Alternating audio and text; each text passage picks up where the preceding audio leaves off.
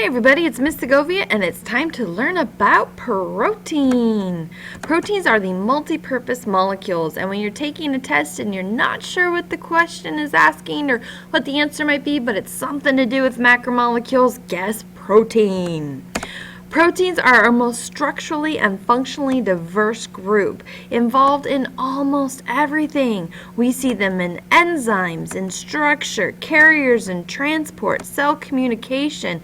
They signal other cells to do things and receive those signals. We see them in defense and in movement, and even in storage. Lots of things.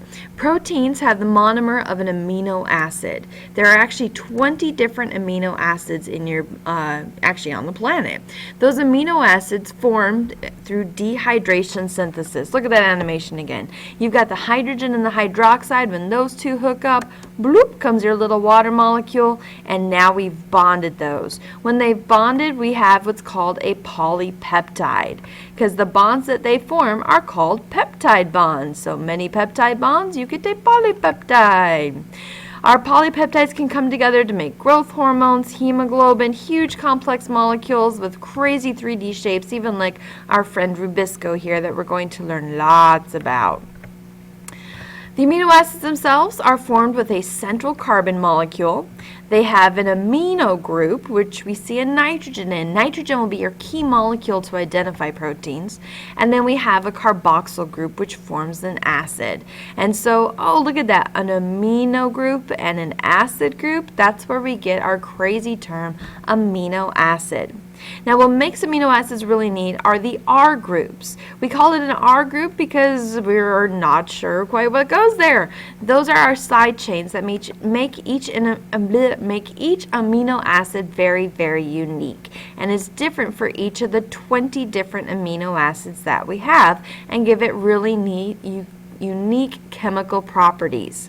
It's kind of like having 20 different letters of an alphabet. We know with our English alphabet there are 26 different letters, and we have an infinite number of words that we can create. So with our 20 different types of amino acids, we again pretty much have an infinite amount of different proteins that we can make. Like many words. Now, what's neat about those amino acid R groups? They give them some really cool properties. We can have those that are nonpolar and hydrophobic. We can have those that are polar and hydrophilic.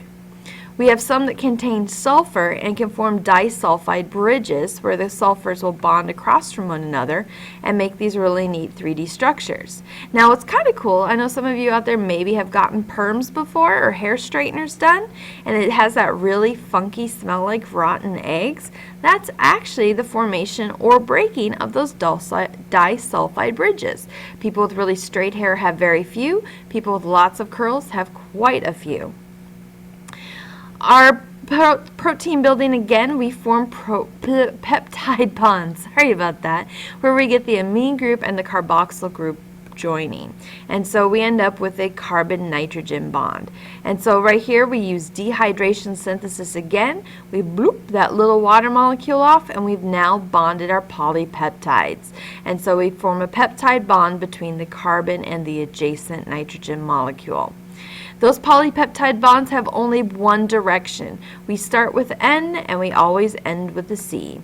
And so it goes NCC, NCC, NCC, kind of like a nice little waltz. And so we repeat that over and over again as we form our polypeptide bonds, the NCC. Oh, little reference there, see if you can get that one. So our function depends upon the structure, how those bonds are put together, and the three-dimensional shape that they take on after our protein has been twisted, folded, and coiled into its unique shape. That first structure we call is a primary structure, and it's based upon the order of amino acids. We're going to get really in depth with this when we start talking about DNA, because this is what DNA codes for, the order of amino acids, our primary structure.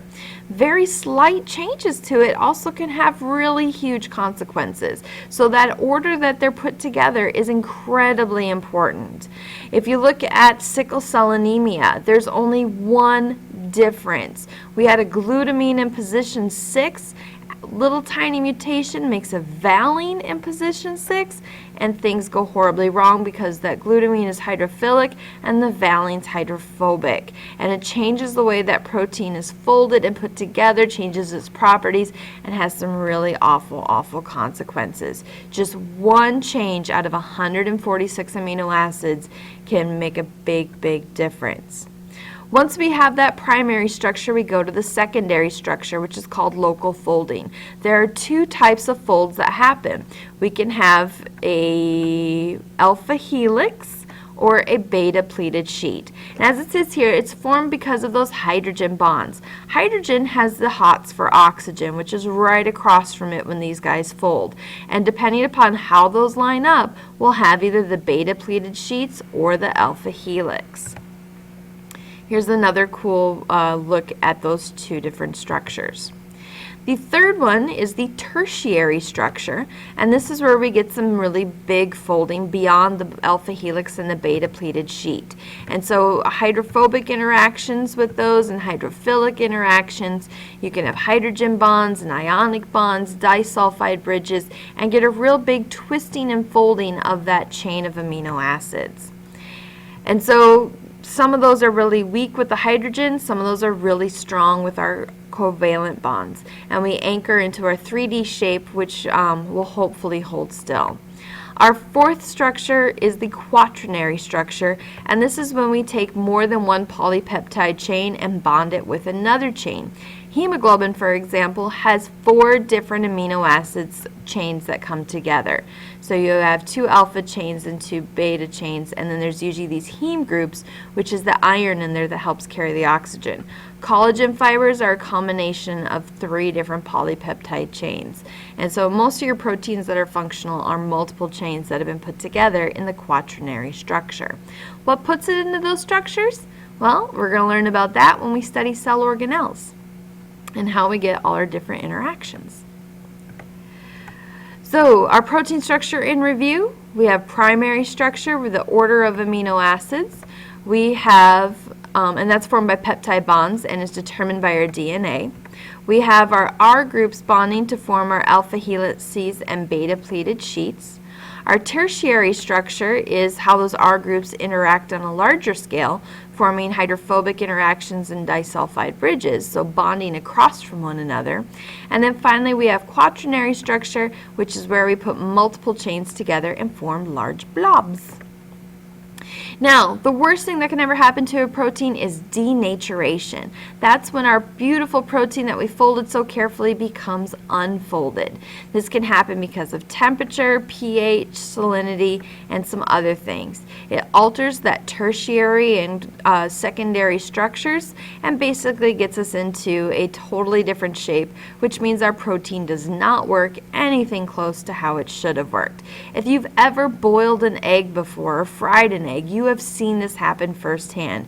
We go from the beautiful slime to that opaque white, and that is because your proteins have now unfolded due to the high heat. So it's not the size of our protein that matters as much as it is the shape that matters. So let's go ahead and build you a super duper basic protein. We're going to take 3 amino acids, all different kinds, which is why they look so different, but you'll notice that each of our amino acids has a hydroxide group on the far right hand side and then a hydrogen on the far left side. You're going to take and cut those off, and you are going to bond them and form a little molecule much like you saw before.